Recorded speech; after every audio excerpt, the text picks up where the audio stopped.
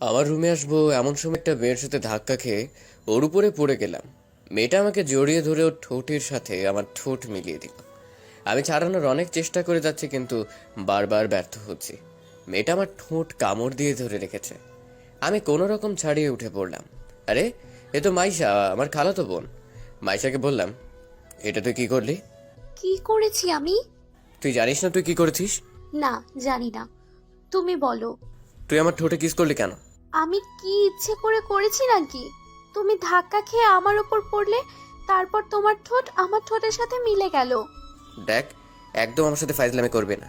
আমি জানি তুই এটা ইচ্ছে করে করেছিস। তুই ইচ্ছে করে আমার ঠোঁটে কিস করেছিস। এতই যখন বুঝতে পারছো, তাহলে আবার জিজ্ঞেস কেন করছো শুনি? তোমার ওই ঠোঁটে না মিষ্টি আছে, ইচ্ছে করছে খেয়ে ফেলি। ইস, তুমি কেন যে ছাড়লে?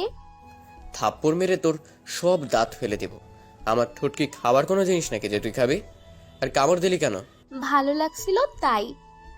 আচ্ছা, আর দিব না। এটা বলেই ভাইয়ার মাথাটা ধরে আবার ওর ঠোঁটের সাথে আমার ঠোঁট মিলিয়ে দিলাম। আমি ইচ্ছে মতো ভাইয়ার ঠোঁট দুটো চুষতে লাগলাম। কিছুক্ষণ পর ছাড়লাম। ভাইয়া আর আমি দুজনেই হাঁপাচ্ছি। ভাইয়া কিছু বলতে যাবে, তার আগেই আমি দৌড়ে রুম থেকে চলে আসলাম। আজকে অনেক দিন পর খালা খালু আমাদের বাসায় এসেছে। মাইশা আমাকে অনেক আগে থেকেই ভালোবাসে। অনেকবার আমাকে বলেছে, কিন্তু আমি কিছু বলিনি।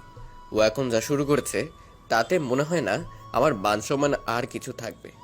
রাতে ছাদে গিয়ে সিগারেট খাচ্ছি, হঠাৎ মাইশা আসলো। ওই, তুমি সিগারেট খাচ্ছ? দাঁড়াও, আমি এখনই সবাইকে বলে দিব।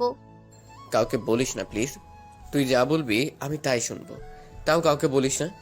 আমি যা বলবো তাই শুনতে হবে কিন্তু। নিরুপায় হয়ে বললাম, আচ্ছা, শুনবো। এখন আমাকে কিস করো। সব সময় তো আমিই করি, এখন তুমি আমার ঠোঁটে কিস করবে। কি সব বলছিস? তোর মাথা ঠিক আছে তো? আমার মাথা ঠিকই আছে। তুমি এখন আমার ঠোঁটে কিস না করলে, আমি কিন্তু সবাইকে বলে দিব তুমি সিগারেট খেয়েছো। আমি কিন্তু ভিডিওও করেছি, এগুলো দেখাবো সবাইকে। ব্ল্যাকমেল করছিস আমাকে? ব্ল্যাকমেল থেকে যদি ভালো কিছু হয়, তাহলে ব্ল্যাকমেলই ভালো। কিস না করলে হয় না? না, হয় না। এখন তাড়াতাড়ি কিস করো। আমি আস্তে আস্তে মাইশার ঠোঁটের কাছে এগিয়ে গেলাম। এখন মাইশার ঠোঁট আর আমার ঠোঁট একদম কাছাকাছি। মাইশা ওর চোখ বন্ধ করে নিয়েছে। আমার ঠোঁট যেন কাঁপছে। প্রথমবার কাউকে কিস করব, কোনো কিছু না ভেবেই মাইশার ঠোঁটের সাথে আমার ঠোঁট মিলিয়ে দিলাম। মাইশা আমার চুল খামচে ধরেছে। একটু পরই আমি ওর ঠোঁট থেকে আমার ঠোঁট সরালাম। কি বলবো, প্রথমবার কাউকে কিস করলাম। এখন থেকে আর এমন মনে হবে না। চাইলে প্রতিদিনই কিস করতে পারো। আর সিগারেট না খেয়ে আমার ঠোঁটে কিস করবা, তাও এটা খাবে না। এটা বলেই চলে আসলাম। মাইশা চলে যাবার পর ভাবতে থাকলাম, ওইসব কি বলে গেল। মেয়েটা পুরাই পাগলি। একটু পর রুমে এসে শুয়ে পড়লাম।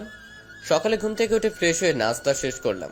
তারপর আম্মু বলল মাইশাকে নিয়ে ঘুরতে যেতে। মাইশাকে নিয়ে ঘুরতে বের হলাম। হঠাৎ আমার এক বান্ধবীর সাথে দেখা। আমি ওর সাথে কথা বলতে লাগলাম। আমার সাথে যে মাইশা আছে তার খেয়ালই ছিল না। কথা বলা শেষে মাইশার দিকে তাকিয়ে দেখলাম ও রেগে আছে। রাগ করলে নাকি? আমি রাগ করব কেন? আমি রাগ করার কে? আচ্ছা, আবার যাচ্ছি কথা বলতে। গিয়েই দেখো না, ঠ্যাং ভেঙে দেব।